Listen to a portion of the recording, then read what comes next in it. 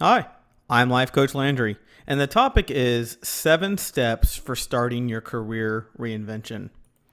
I have a couple of clients that I work with. In particular, I have a military veteran that I work with that is done with the military and looking to find his path in the work world. And he could have returned to the military and done several jobs, on bases, sergeant instructor and things like that, but he was no longer fulfilled for those things. He feels, as I put it to him, mission complete. So how do you change careers when you're feeling stuck and work isn't fulfilling? And when there's a growing pain about your situation, but you have no idea where to start, career change can be scary. So how do you overcome those barriers and take steps toward finding work that you're actually going to love and feel fulfilled from? So I'm going to do 7 essential steps I think that everybody should use to help you dissolve the roadblocks that are probably keeping you stuck, okay? So number 1 is going to be gain a deeper self-awareness of yourself. As a first step, gain some clarity about your current situation and the path that you've been on so far. What is your internal voice trying to tell you? Sometimes we have so much pressure to do well and serve others' agendas that we forget to listen to our own internal voice. Reflect on your experiences. Where have you been, what you've learned, what competencies, do you want to develop in the future? Do you have this passion that when you were in school, you were on, one kind of line of sight about a career, and now you're just kind of like, what happened to that dream I had at one time? Some will desire a small shift while others want a complete overhaul and change. And maybe you desire more meaning and wonder on how to transform yourself in your career. And, another one of my clients was recently laid off from their corporate job. So it was a welcome change actually for her because she had no idea what she wanted to do, but had an internal confidence and a belief that, that she would figure it out, in ways to be successful. It's actually why she contacted me to help gain some direction.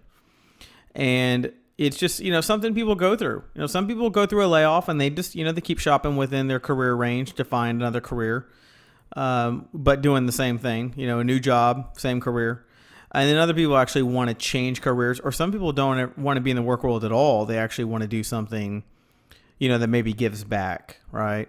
So number 2 is uncover your career story, right? I mean, it's almost like I tell people, make kind of a career lifeline, right? Business, social media, technology innovation, office administrative, science and discovery, small business, kind of put everything down, everything you've done, been through, and then kind of look at everything like that, right? And uncover your career story by reviewing the past, the present, and the future chapters of your work life. This will reveal some patterns and help you understand your motivations and needs. A great exercise is to create a career lifeline, like I said, with work experiences and major life transitions. That way you can kind of see where you've been. Kind of gives you like a timeline if you were looking at a history event. So your goal is to create a positive story of your work experience and gain insight about your interest. Go back, look at each job, why you left, would you do it again, what did you love about it, and is it something that you actually miss or that you should have grown but you actually went in a different direction because of a layoff and you took another job because you had to, so things change. There's all kinds of scenarios, but collect clues to your strong interests and motivations. And when you do lose track of time and what makes you feel alive kind of thing, right? Number 3, I want you to explore your multiple selves.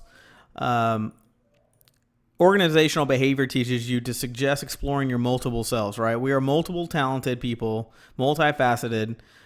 Humans aren't just good at one thing. We're good usually at multiple things, although we choose to specify or focus on something during school. It doesn't mean you don't have talents in other areas. We don't have just one calling or single ideal career. Instead, we have a multitude of talents that can be applied to multiple positions. Right? So task yourself and learn about your possible selves and explore different possibilities to do that you love. Experiment, research, try things out. Maybe one of those is going back to school. Maybe one of those is not even going back in the work world, but making your own business. Take time to learn about new fields of interest and maybe fields of interest that aren't new, you just never actually pursued. Okay. So number 4, I want you to evaluate your risk tolerance. Okay. We all have different tolerance for risk and our own fears that keep us stuck from growing. Perhaps the hardest part is making the decision to leave a job or to change your situation or to leave the city and move somewhere else. You may be afraid of the unknown or have fear of failure, but ask yourself, what is the worst thing that could happen? Right? What kind of resources do you need to make it happen? And when people decide to make career changes from corporate America to counseling, or corporate America to you opened your own bar, they know it's a serious shift and a risk to rebuild their career in a different field, but they were open to the challenge and aware of the sacrifices. A few years of education, being, practical, gaining experience, and there's still plenty of uncertainty even with that. But what helped a lot of people, my clients that I coach on, is shifting their connections to the new field and building a new network, right? Successful companies don't make big changes without pulling in consultants, right? Advisors. That's why life coaches are popular in a lot of ways, right? We become kind of the middle consultant for your life when you get stuck in a rut and you can't, get a focus on where you need to go. So, who's on your board of directors in your mind? Who are your friends that you can sit around with and go, hey, what do you always thought I was really good about? Like when I talk to you, what do you really gain? What do you feel like is an asset that I provide you with? Sometimes your friends, the people that surround you, can go, oh man, you're really good at this. I always wonder why you didn't go into this field. And maybe it might be something you like, maybe it won't. But the point is, be open and be scalable to ideas, what people are going to talk to you about. People may be looking at you from the outside, seeing something totally different than you're even thinking about. And you'll have moments of doubt and moments where you feel like you've lost yourself a little bit, but use your inner compass and support system to navigate challenges to success. Okay. Number 5, I want you to refrain from uncertainty as an opportunity for learning. When making a job transition, most people experience some confusion and insecurity. 100% natural. Don't think you're any different than anybody else. We're afraid of the unknown. That's human nature, right? Curiosity can get the best of us sometimes, but we're still scared even when we're curious. We may be tempted to jump ahead quickly, but many of us try to control uncertainty or eliminate it altogether. View this uncertain time as a necessary part of your transition. Let the path unfold. Practice acceptance and stay open to being get in sync with things and new opportunities. Number 6, I want you to manage risk by taking small steps. Okay. I don't want you to wake up the next day after you don't have your job and say, you know what? I deserve a reward. I'm going to go to Vegas and burn 10 grand. Well, if 10 grand is half of your savings, then you don't need to go to Vegas and take that kind of risk. Right.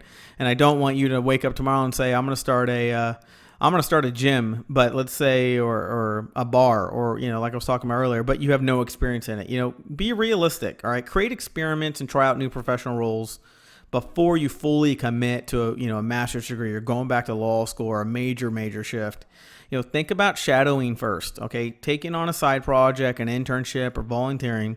It's a great way to minimize risk and create new contacts and professional, try on professional roles, in small ways to kind of make sure you're on the right track, right? So before shifting direction, make connections with people, in whatever career you're thinking about, right? So, these people that think like this, they'll provide you information about, what they've done, what they've experienced, the daily work that they've seen. And you may be shocked, like, oh my God, I don't want to do that. Or you may be like, you know what? Piece of fucking cake. Like, I'm totally down with that. And that's totally my passion. So it's going to work out great now that I know all the details about it. Okay. Number 7, and probably the most important one. Okay. So I want you to commit to change, and I want you to take some sort of action. Okay. We just talked about being realistic and small steps. But when you do figure out what small steps you're going to do, I want you to commit to it. And then I want you to do some of the small actions. Once you gain some clarity, commit to the change, make a plan, and take action. Don't allow yourself to get stuck in the, well, what the fuck if, and without taking further action, I don't know, and get all stressed out about it. Don't be the kind of person. Remember, indecision is worse than a bad decision. Okay. Bad decision is something you can learn from. You can say, tried it, did it, didn't work. Indecision is just wasted time. Okay. Time is not redeemable. You never get it back. So don't waste it. Okay. So if you're feeling apprehensive, ask yourself, what is getting in my way? Is it managing my anxiety? Do I need more confidence? Get out of the root of the roadblock. If it's stubborn fear preventing you from taking action, consider hiring a counselor or a life coach to work through some of these roadblocks in your head. If you continue to do what you have always done, you can't expect a different outcome, right? I mean, it's like relationships. If you're dating somebody, you can't keep doing something the same and expect different results. It's never going to work that way. You got to do something different if you want different results. So without exploring new possibilities, making connections, expanding your comfort zone, you would see much change in your work life if you did those things. So of course, if you change careers or you do those things to help you change careers, you're going to see a lot of different results. Most people feel more fulfilled when they are engaged with their work. And that sense of fulfillment has a positive influence on all aspects of one's life and well-being. When you're fulfilled, your life becomes fulfilled. Some people just love what they do. Career transitions, whether large or small, are absolutely possible. So having a plan of attack and enlisting support will greatly help you along the way. Remember, having an idea or a hope without a plan is nothing more than a wish. Okay, so you need to commit, you need to make a plan, think, decide, and act. Okay? So if you'd like to book a personal session to talk about maybe your career change, contact me at the email below. And if you found this information of value, show your appreciation by clicking the PayPal donation link below, and I will talk to you soon.